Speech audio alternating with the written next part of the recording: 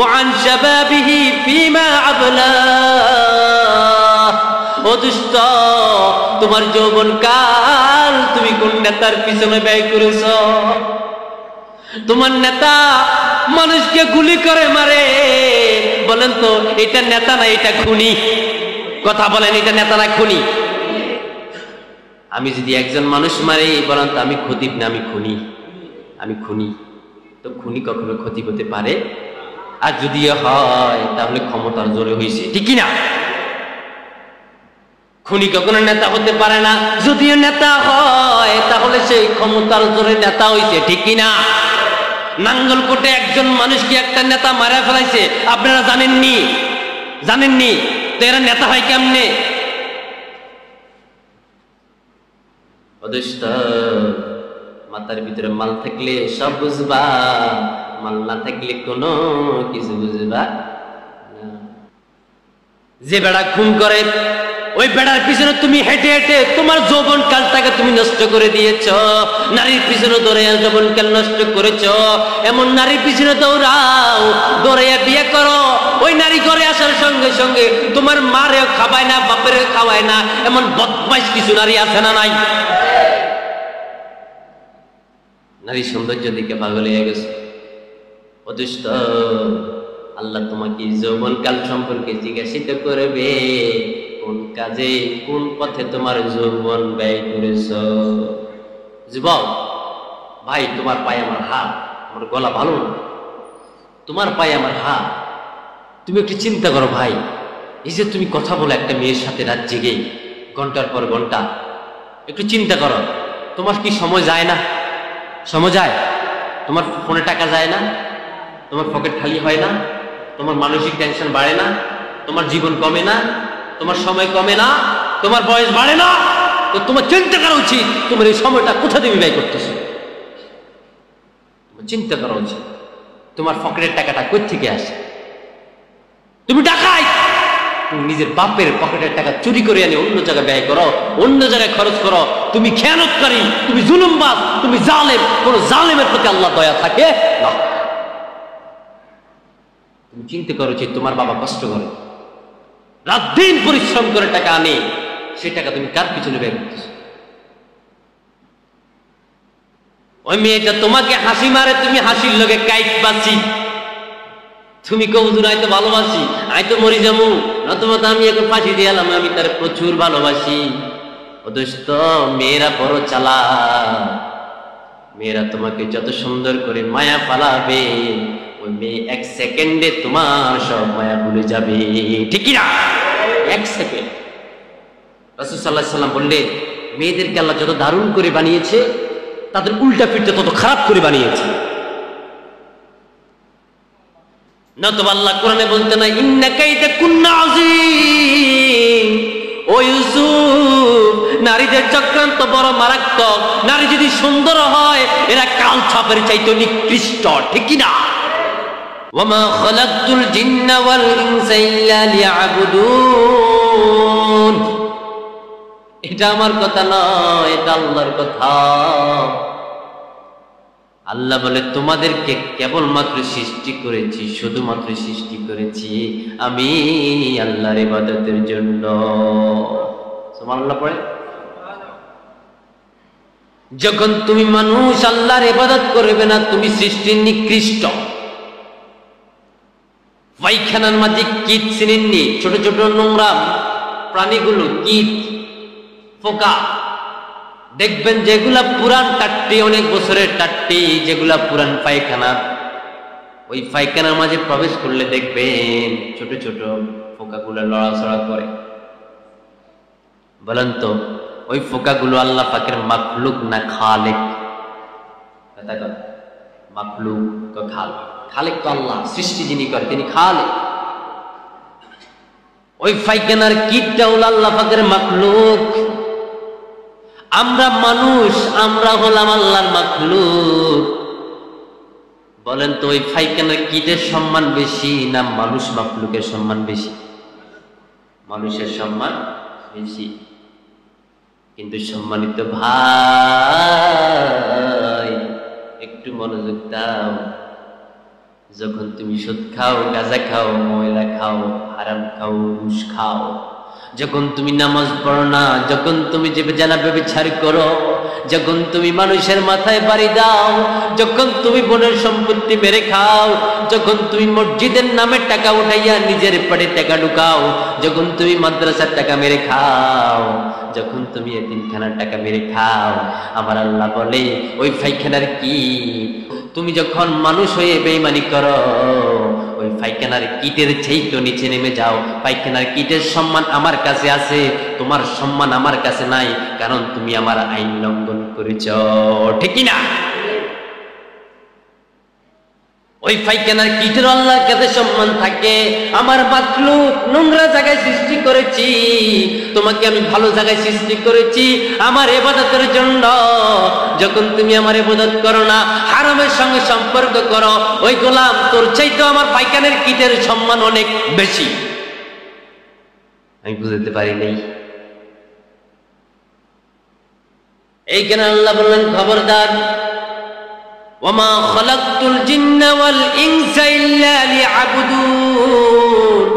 ও গোলামবাসী, তুমি যখন হারামের সঙ্গে সম্পর্ক করে ফেলাও, আল্লাহর বিধানের বাইরে চলে যাও, ওই পায়খানার কিটের চাইতে তুমি অদ্দম হয়ে যাও, নিকৃষ্ট হয়ে যাও। তুমি যে আজকে নামাজ পড়ো নাই ফজর, ও দোস্ত বলো তো তুমি কি পায়খানার কিটের সমান নাকি পায়খানার কিটের চাইতে সম্মানী? তুমি পায়খানার কিটের সমান। কেন আল্লাহ তোমার বিধান দিয়েছে ইল্লা লিয়াবুদুন, শুধু আমার ইবাদত করবি। তুই সেই গোলাম ফজরের সময় ঘুমাইয়া থাকস, তোর সম্মান আর পায়খানার পোকার সম্মান এক হয়ে গেছে। পায়খানার কিট কত নিকৃষ্ট শুনেন। ওই পায়খানার কিট যদি গায়ের মাঝে পড়ে, সঙ্গে সঙ্গে এই গায়ের জায়গাটা আমরা ধুধু করে ফেলি, এটা নাপাক হয়ে গেছে।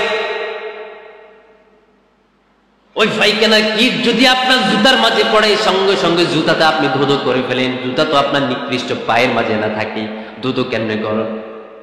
কারণ ধুধু করেন এই কারণে, আপনার এই জুতা দিয়ে আপনি উজু করেন, যদি জুতার মাঝে পায়খানার কিট পড়ে, জুতাটাও নাপাক হয়ে গেল।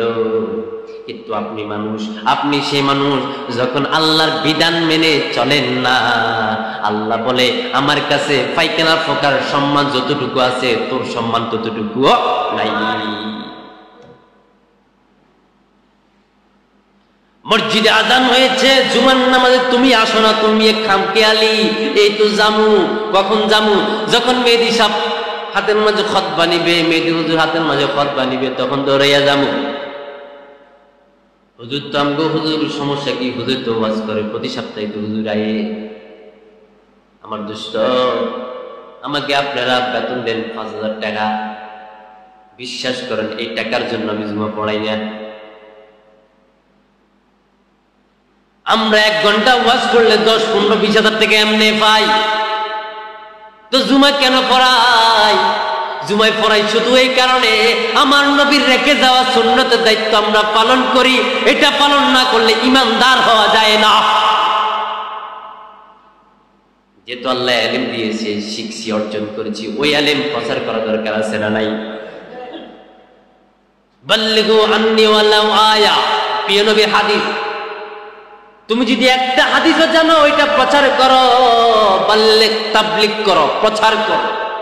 প্রচার করতে গেলে তোমাকে মার খাওয়া লাগবে, প্রচার করতে গেলে জেলে যাওয়া লাগবে, প্রচার করতে গেলে তোমাকে রিমান্ডে যাওয়া লাগবে, প্রচার করতে গেলে কিছু মুসল্লি তোমার গালি দিবে, কিছু মুসল্লি তোমার ভালোবাসবে, ঠিক কি না? ওই মুসল্লিগুলো গালি দিবে যে মুসল্লিদের অন্তরের মাঝে শিরিক আছে, যে মুসল্লির অন্তরের মাঝে নেপাক আছে, যে মুসল্লিগুলো মদ, গাঁজা, সুগা, টেন্ডারবাজি, হারামের সঙ্গে সম্পর্ক আছে, ওই মুসল্লি শুধু মাত্র তোমার গালি দিবে, ঠিক না? আমি কি কইছি যে মদ খাও? আমি কি কইছি হারাম খাও? তো তুমি আমার কেন গালি দাও? বুঝে গেছে দোস্ত, কোরআনের কথা তোমার সহ্য হয় না, তুমি কোরআন বিরোধী, তুমি রাসূল বিরোধী, তুমি আল্লাহ বিরোধী, তুমি জাহান্নামের কি কথা বলেন, ঠিক কি না? তোমার মতো মাখলুকে আল্লাহর প্রয়োজন নাই, তুমি পায়খানার কিটের চাইতে অনিকৃষ্ট। আল্লাহ তোমাকে বুঝার তৌফিক দিক পড়ে, আমিন। আমার বন্ধু, এই পায়খানার কিটের আল্লাহর কাছে সম্মান আছে, তোমার সম্মান আল্লাহর কাছে নাই। কখন তোমার সম্মান আল্লাহর কাছে নাই? যখন তুমি আল্লাহর বিধানের বাইরে যাও। একটু মনোযোগ দিয়ে উত্তর দিবেন। ওয়ারকাউ মাসজুদু, রুকু করো, সিজদা করো। ওই রুকু সিজদা করার জন্য যে আল্লাহ বলছেন, আমনে দোস্ত আমনের কাছে আমি একটা প্রশ্ন রাখতে চাই, এই 5 ওয়াক্ত নামাজের মাঝে আল্লাহরে কয়বার আপনি সিজদা করেন, কয়বার রুকু করেন, সেটাই হিসাব আপনার কাছেই আছে। এখন বলেন, ওই পায়খানার কিটের সমান আপনি, নাকি পায়খানার কিটের চাইতে আপনার সম্মান বেশি? আপনি তো পায়খানার কিটের চাইতে সম্মান বেশি। এখন আপনি সম্মানিত মানুষ, আল্লাহর বিধান ওয়ারকাউ ওয়াসজুদু, রুকু করো, সিজদা করো, 5 ওয়াক্ত নামাজ আল্লাহর কদমে সিজদা করো। যখন আপনি সিজদা করেন না, ওই পায়খানার কিটের চাইতে আপনি নিকৃষ্ট হয়ে যান। দোস্ত, কেন তুমি নামাজ পড়ো না? তোমার উপরে কি আল্লাহ নামাজ ফরজ করে নাই? আল্লাহ কোরআনে বললেন, ওমা খালাকতুল জিন্না ওয়াল ইনসা ইল্লা লিয়াবুদুন। ওই জিন ও মানুষ, তোদেরকে কেবলমাত্র শুধুমাত্র সৃষ্টি করছি আমার কোরআনের বিধান মানার জন্য, কিন্তু মানো না। প্রিয় নবী সাল্লাল্লাহু আলাইহি সাল্লাম বললেন, হাসরের ময়দানে আদম সন্তান 5টি প্রশ্নের জবাব দেওয়া ছাড়া এক কদম আগাতে পারবে না, তার হিসাবই শুরু করবে না। এই 5টি প্রশ্ন জানা দরকার আছে না নাই? আছে না নাই? এই 5টা প্রশ্ন আজকে আলোচনা করি, আলোচনা শেষ হয়ে যাবে, সময় পাবো। 1 নম্বর হলো, قال النبي صلى الله عليه وسلم عن عمره فيما أفناه। ও আমার গোলাম, কি কর্মকাণ্ডের মাধ্যমে তোমার জীবনটা তুমি শেষ করেছ? কি কর্মের মধ্যে তোমার জীবন শেষ হয়েছে? কোন কর্ম করেছ? ওই কোন কর্মের মাধ্যমে তোমার এত সুন্দর হায়াত তুমি শেষ করেছো? কথা বলো। তুমি তো মায়ের গর্ভের থেকে আসি মাত্র তুমি বুড়া হও নাই, বৃদ্ধ হও নাই। তুমি মায়ের কোল থেকে শিশু হলা, শিশু থেকে কিশোর হলা, কিশোর থেকে যুবক হলা, যুবক থেকে তুমি বৃদ্ধ হলা। এই জীবনটা তুমি কোন কর্মের মাধ্যমে ব্যয় করেছো একটু বলো।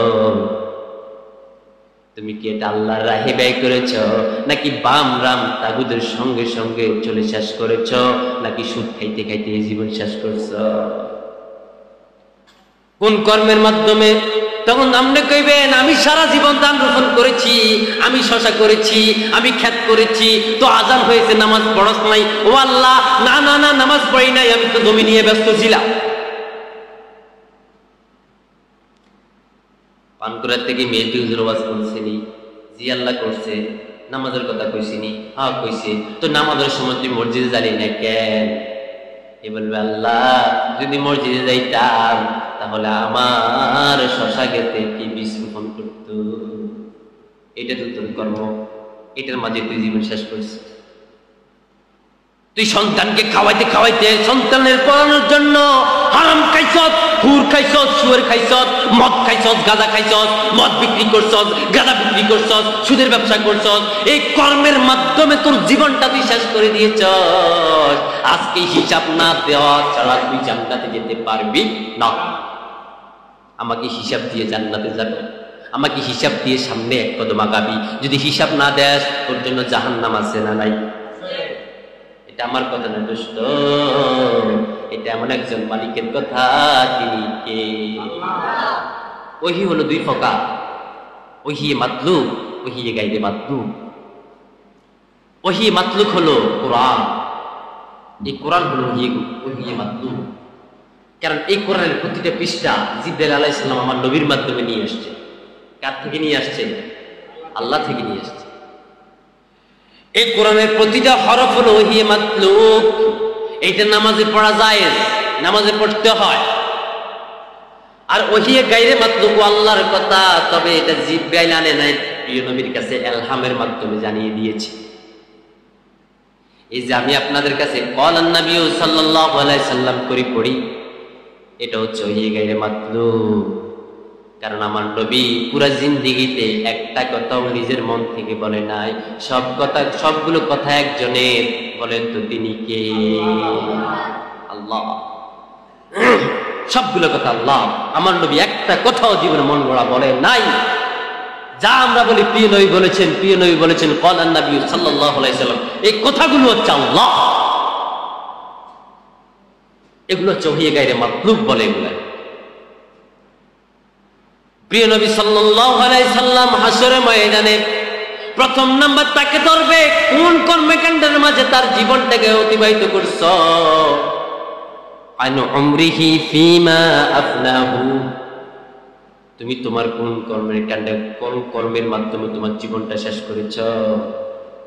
এখন সে বলবে, আল্লাহ আমি তো জীবনটাকে নিয়ে ব্যস্ত ছিলাম শুধু খানা আর খানা, হারাম আর হারাম নিয়ে। এখন একটা লোককে প্রশ্ন করি, ও ভাই আপনি যে জমিতে পড়ে আছেন হাসরের ময়দানে, আল্লাহ আপনার হিসাব শুরু করার আগে 5টা প্রশ্নের প্রথম নাম্বার প্রশ্ন নিবে, কি করছো, কোন কর্ম করছো। আপনি জমিতে কাজ করবেন, আমি মানা করছি না। আমি আপনাকে বলতে চাই দোস্ত, যখন আযান দেওয়া হবে তখন আর জমিনে বসে থাকা যাবে না। এই কথাটি কার? এটা কার? إذا نودي للصلاة من يوم الجمعة فاسعوا إلى ذكر الله وذروا البيع। আল্লাহ বলেন ফাসআউ ইলা যিকরিল্লাহ, যখন আযান হবে বসে থাকার সময় নাই, আল্লাহর স্মরণের দিকে তোমরা দৌড়াদৌড়ি শুরু করে দাও।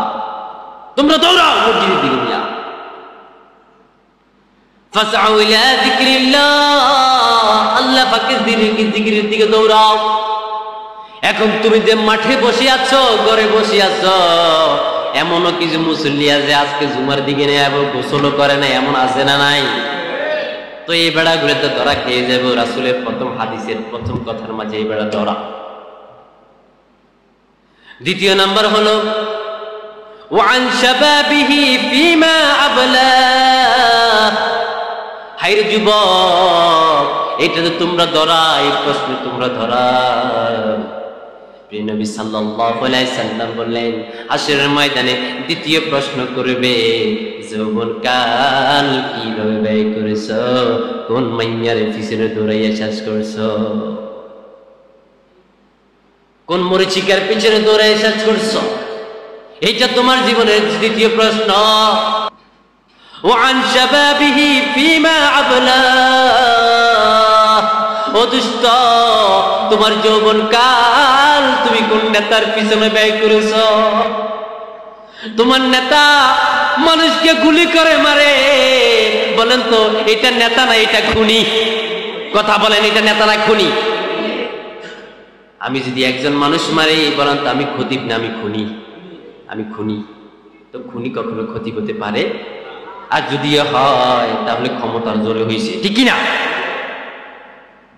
খুনি কখনো নেতা হতে পারে না। যদিও নেতা হয় তাহলে সেই ক্ষমতার জোরে নেতা হয়েছে, ঠিক কিনা? নাঙ্গলকোটে একজন মানুষকে একটা নেতা মারা ফেলাইছে, আপনারা জানেননি? জানেননি? তো এরা নেতা হয় কেমনে? অদৃষ্ট মাথার ভিতরে মাল থাকলে সব বুঝবা, মাল না থাকলে কোনো কিছু বুঝবা না।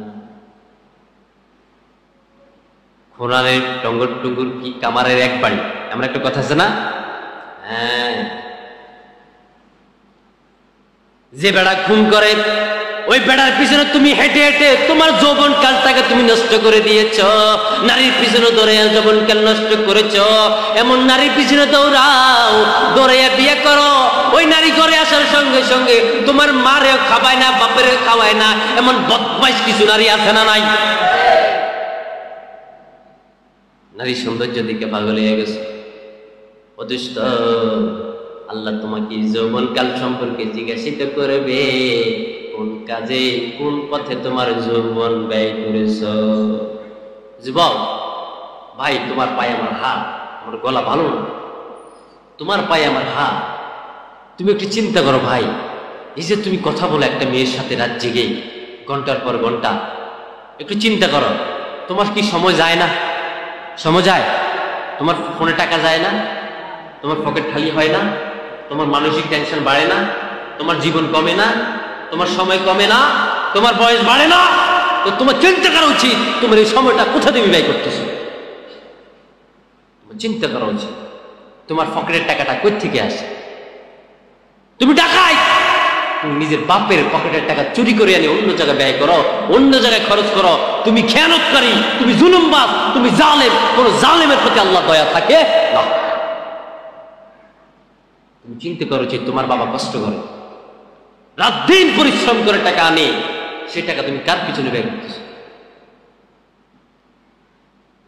ওই মেয়েটা তোমাকে হাসি মারে, তুমি হাসির লগে কাইট বাঁচি, তুমি কবুদুর আয় তো ভালোবাসি, আয় তো মরি যাবো, নতুবা তো আমি এখন ফাঁসি দিয়ে এলাম, আমি তার প্রচুর ভালোবাসি। অদুষ্ট মেয়েরা বড় চালা, মেয়েরা তোমাকে যত সুন্দর করে মায়া পালাবে, ওই মেয়ে এক সেকেন্ডে তোমার সব মায়া ভুলে যাবে। ঠিক না? এক সেকেন্ড। রাসূল সাল্লাল্লাহু আলাইহি ওয়াসাল্লাম বললেন, মেয়েদেরকে আল্লাহ যত দারুণ করে বানিয়েছে, তাদের উল্টা ফিরতে তত খারাপ করে বানিয়েছে। নতুবা আল্লাহ কোরআনে বলতে না, ইন্না কাইদা কুন্না আযীম। ও ইউসুফ, নারীদের চক্রান্ত বড় মারাত্মক। নারী যদি সুন্দর হয়, এরা কাল ছাপের চাইতে নিকৃষ্ট। ঠিক কি না? এটা কোরআনের বক্তব্য। ওয়াল্লাহি একটা কথা বানাই বলতেছি, এটা কোরআনে আছে। ইন্না কাইদা কুন্না আযীম, এরা বড় মারাত্মক, এরা বড় মারাত্মক, এরা বড় মারাত্মক। যুবক, তোমার এখন বাবা উচিত, এখন চিন্তা করা উচিত, এখন ফিকির করা উচিত। তোমাকে আমি ফিকিরের জন্য সময় দিলাম, তোমাকে চিন্তা করার জন্য সময় দিলাম। আমি এই খারাপ নারীর ফলে পড়ে হাজার হাজার যুবক নষ্ট হয়েছে। কথা বলেন ঠিক কিনা? বাপকে ধ্বংস করেছে, মাকে ধ্বংস করেছে, বংশকে ধ্বংস করে দিয়েছে খারাপ নারী। ও বন্ধু, মায়ের জাতি সম্মানী জাতি। ওই সম্মানী জাতি যদি না হইতো, এই সমাজে যতগুলো নারী বেশ্যাগিরি করে তাদেরকে অপঞ্চবে করা হইতো। ঠিক না? মায়ের জাতি সম্মানী জাতি। আমার বন্ধু খুব মনোযোগ, যে জিনিসের যত সম্মান, ওইটার খারাপ দিকে তত বেশি। ঠিক না? আমি ক্ষতি, আমার সম্মান কম না বেশি? আজকে আপনাদের চাইতে আমার সম্মান একটু বেশি না? বেশি। এখন যদি আমি সুদ খাই, এটার অ্যাকশনটা কি কম হবে না বেশি হবে? বেশি হবে। ওই তো বুঝছেন? বলেন তো, একটা লোক গাছের অনেক উপরে উঠে গেছে, ওইখান থেকে পড়লে সে ব্যথা কম পাবে না বেশি পাবে? আর যদি এইখান থেকে পড়ে যায়, কম। আর একটু সুন্দর সাপোজ বুঝাই, যে সাইকেল চালায় সে সম্মান বেশি না যে হুন্ডা চালায় তার সম্মান বেশি? হুন্ডাওয়ালা বেশি। দেখবেন কোন সাইকেলওয়ালা যদি দোকানে আসে, মানুষ তারা চেয়ারও জায়গা দেয়, চেয়ারও ছাড়ে না। আর হুন্ডা লাগবে যদি একটা R15 নিয়ে আসে, স্যার বসেন বসেন, কি খাবেন? চা না কেক? কেন? তার মোটর সাইকেল আছে। এখন বলেন, হুন্ডাওয়ালার সম্মান বেশি না প্রাইভেট কারওয়ালার সম্মান বেশি? এখন প্রাইভেট কারওয়ালার সম্মান বেশি। পুরা গ্রামের মানুষ তার কাছে আইবো, ভাই এই সমস্যা ওই সমস্যা, এইটা এইটা, কত সম্মান। এবারে বলেন তো, প্রাইভেট কারের সম্মান বেশি না হেলিকপ্টারের সম্মান বেশি? হেলিকপ্টারের সম্মান বেশি। এখন সাইকেলওয়ালা অ্যাক্সিডেন্ট করলে ব্যথা পাইবে কম, হুন্ডাওয়ালা অ্যাক্সিডেন্ট করে তার থেকে একটু বেশি ব্যথা, প্রাইভেট কার অ্যাক্সিডেন্ট করে তার থেকে একটু বেশি বেশি ব্যথা, বিমান অ্যাক্সিডেন্ট করলে, হেলিকপ্টার অ্যাক্সিডেন্ট করে লাশও বুঝে পাওয়া যায় না। ঠিক কিনা? ও আমার বন্ধু, কেন বলছি? নারীদের আল্লাহ সম্মান দিয়েছে বেশি, তাদের ক্ষতির জায়গাটাও তত রূপ দিয়েছে বেশি। নারীর সঙ্গে বন্ধুত্ব কইরো না, তুমি ধ্বংস হবা, তোমার বাপ ধ্বংস হবে, তোমার বংশ পর্যন্ত ধ্বংস হবে। ঠিক না? নারীকে আল্লাহ যত সম্মান দিয়েছে, তার উল্টা দিক ক্ষতিটা তত বেশি দিয়েছে। আমি বুঝাতে পারিনি এমন আপনাদেরকে, বুঝাতে পারছি? আমার বন্ধু, তোমাকে দ্বিতীয় নম্বর প্রশ্ন করা হবে, ও আন শাবাবিহি ফিমা আবলাহ। ও দুষ্ট, তোমার যৌবন কাল কার পিছনে ব্যয় করেছো? কোন নেতার পিছনে ব্যয় করেছো? কোন নারীর পিছনে ব্যয় করেছো? একটু বলো, একটু বলো না। قال النبي صلى الله عليه وسلم إن الملائكة لا تدع لأجنحة للطالب العلم. رواه مسلم. প্রিয় নবী সাল্লাল্লাহু আলাইহি সাল্লাম বললেন, যে যুবকগুলো যৌবন বয়সে আল্লাহর কোরআন শেখার জন্য পাগল হয়ে যায়, নামাজ পড়ার জন্য পাগল হয়ে যায়, আল্লাহর দ্বীনের জন্য পাগল হয়ে যায়, যেখানে নামাজ সেখানে সে, যেখানে মাহফিল সেখানে দৌড়িয়ে চলে যায়, যেখানে আল্লাহর কোরআনের কথা বলা হয় সেখানে দৌড়িয়ে চলে যায়। আমার প্রিয় নবী বলেন, ওই যুবকদের পায়ের নিচে আল্লাহ পাক জান্নাতের পাখা বিছিয়ে দেয়। ও আমার গোলাম, আল্লাহ বলেন, ও আমার গোলাম, তুমি যুবক যখন মসজিদে আসো, তোমার পায়ের নিচে জান্নাতি ফেরেশতারা জান্নাতি পাখা বিছিয়ে দিচ্ছে। জিবরাইলকে প্রশ্ন করা হলো, জিবরাইল, এই তামাম জাহানের সব কিছু তো তুমি গণনা করতে পারো, বলো তো জিবরাইল, তুমি কি গণনা করতে পারো না? জিবরাইল বলেন, আসমান থেকে প্রতিটা বৃষ্টি ফোঁটার বর্ষণ আমি করতে পারি, তবু আমি যৌবনকালে যুবকের ইবাদত করতে পারি না।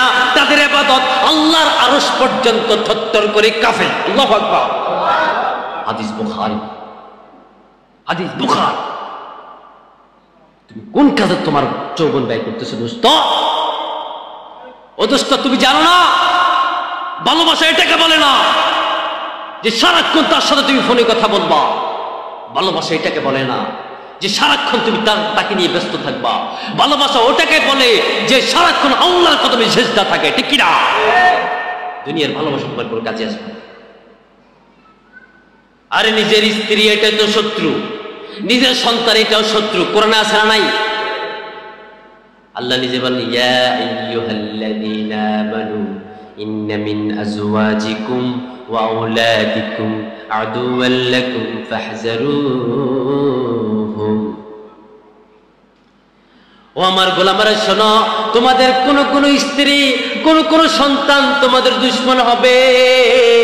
ফাহযারুহুম, তাদের ব্যাপারে সাবধান হও, তাদের ব্যাপারে সাবধান।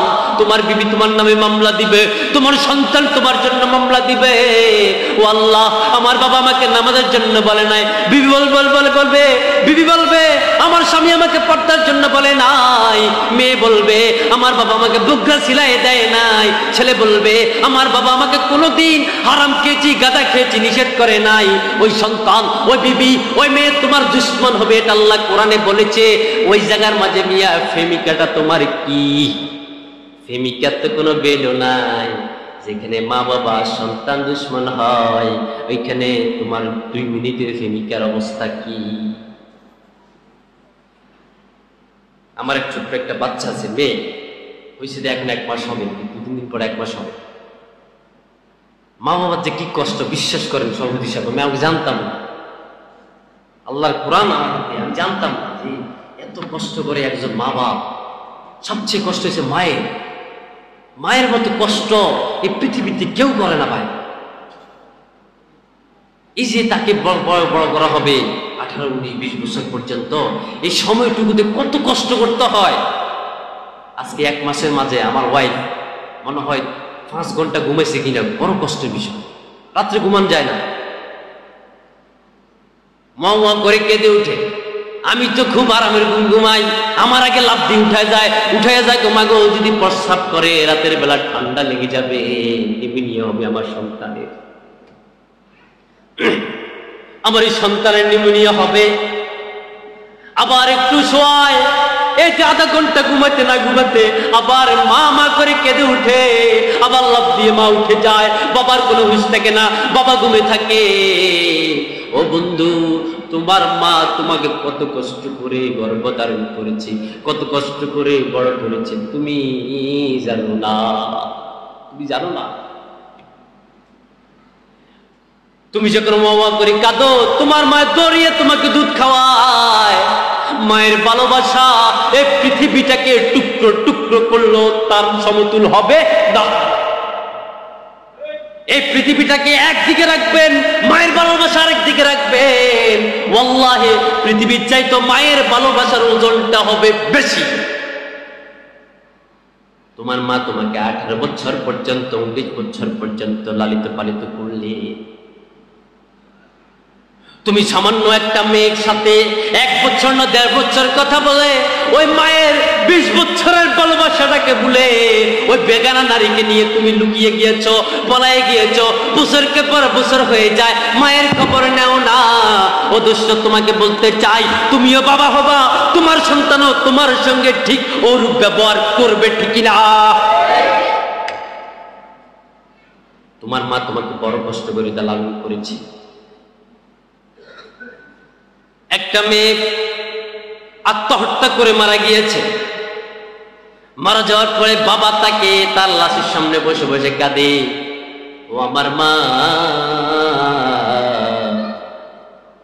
তোর কাছে বুঝি ওই ছেলের 2 বছরের ভালোবাসা এত বেশি হয়েছিল, এত গভীর হয়েছিল, যে ভালোবাসার কারণে তুই মারা গিয়েছিস। মারে, তোর জন্য আমাদের ভালোবাসা 19 বছর 20 বছরে, আমরা এই ভালোবাসা নিয়ে কিভাবে জীবিত থাকি। তোর কাছে বুঝি তার ভালোবাসাটা বেশি ছিল, আমার ভালোবাসা কম ছিল। ও মা, একটা ছেলের সাথে তোর 2 বছর প্রেম ছিল, এটাই তোর কাছে অনেক বেশি দামি ছিল, আর আমাদের 20 বছরের ভালোবাসা কি মিথ্যা ছিল? তোর ঠান্ডা লেগে তুই মারা যেতি, তুই ধ্বংস হয়ে যেতি। তুই যৌবন বয়সে এসে আমাদের ভালোবাসাটাকে মিথ্যা করে দিয়ে কার ভালোবাসা তুই মাতোয়ারা হয়ে আত্মহত্যা করলি? কথা বল। এমন কিছু ফলাফল এই সমাজে আছে না নাই? আছে না নাই? পর পুরুষ পর ছেলে হাত ধরে বেগে যায়, এমন নারীও আছে না নাই? এমন মেয়েও আছে না নাই? এমন ফোলাও আছে না নাই? মা বাবার অবাধ্য হয়ে অন্য মেয়ের হাত ধরে পালিয়ে যায়, মা বাবার সঙ্গে কথা বলে না, খোঁজ খবর নেয় না, এমন ছেলেও আছে না নাই? তো তোমাকে আল্লাহ প্রশ্ন করবে, ওয়ান শাবাবিহি ফীমা আবলা, কোন কাজে তোর যৌবন ব্যয় করেছিস? কোন নারীর হাত ধরে তুই বাঁচছস? তোর তো আমি আল্লাহ বানাই না। কথা বল, কথা বল, কোন কারণে তুই ধ্বংস হইনি? কথা বল। বলুন তো, ওই দিন হে বেটা ধরা না, সে কি ধরা নাকি বাচ্চা? এখান থেকে ধরা, হে ধরা। আমার বন্ধু, মনে কষ্ট রাখবা না, এটাই তোমাদের জন্য ওয়াজ, ঠিক কিনা? এটাই তোমাদের জন্য। তুমি আজ থেকে নামাজ পড়বা। যৌবনকাল কোন কাজে ব্যয় করছো?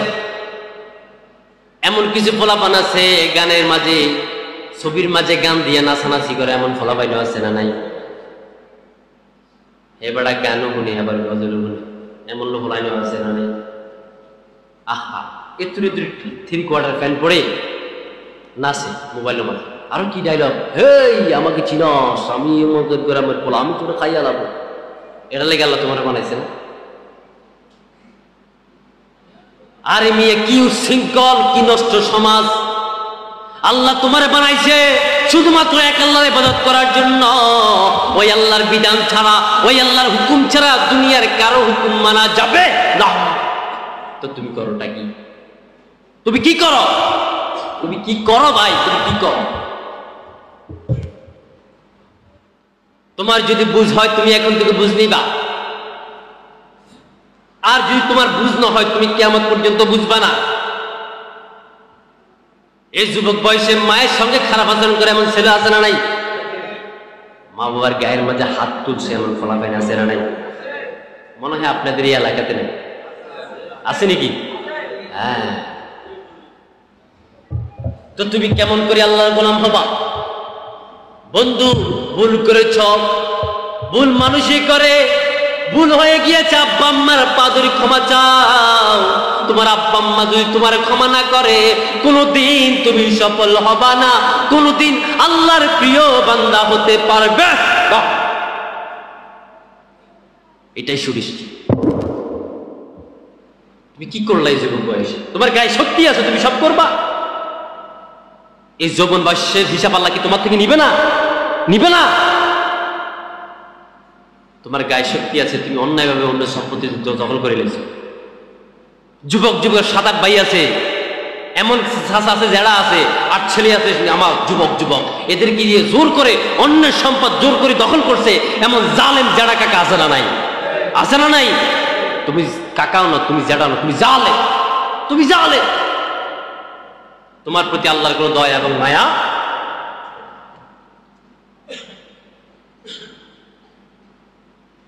আমার বন্ধু, তাহলে হাসরের ময়দানে প্রথম প্রশ্ন করা হবে ওয়ান উমরিহি ফিমা আফনাহু, কি কর্মের মাধ্যমে তোমার জীবন অতিবাহিত করছো। 2 নম্বর করা হবে ওয়ান শাবাবিহি ফিমা আবলাহু, তোমার যৌবনকাল কোন কাজে তুমি ব্যয় করেছো।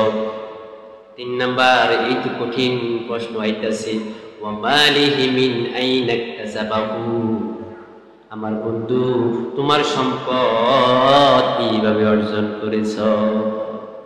বাড়ি আছে না নাই, গাড়ি আছে না নাই, এই যে মার্বেল টাইলস বেতন হলো মাত্র 9,000, তুমি দেখে প্রতি মাসে তোমার খরচ হয়েছে 30,000, 8 টাকা গুলো আলো করতে, তোমার বেতন হলো 9,000 টাকা, 30,000 আর গুলো আনো কই থেকে। তুমি সারা মাসে কৃষি কাজ করে পাও 20,000, কিন্তু খরচ হলো তোমার 50,000, তো আর গুলো আনা কই থেকে। ও বন্ধু, এই সম্পদ সমাজ সম্পর্কে তো আল্লাহ তোমাকে জিজ্ঞাসিত করবে। তুমি কি উপার্জন করছো, কোন পথে চলছো, কার হক মেরে খাইছো, কার সম্পত্তি জোর করে এনে বেশি খাইছো, এটার হিসাব আছে না নাই? ধরা ধরা। বাকিটুকু আগামী সপ্তাহে আলোচনা করবো। আল্লাহ তাআলা আমাদেরকে সে পর্যন্ত আমল করার তৌফিক দেন। ওয়া মা তৌফিক ইল্লা বিল্লাহ। যারা সুন্নাত পড়েন সুন্নাত পড়েন।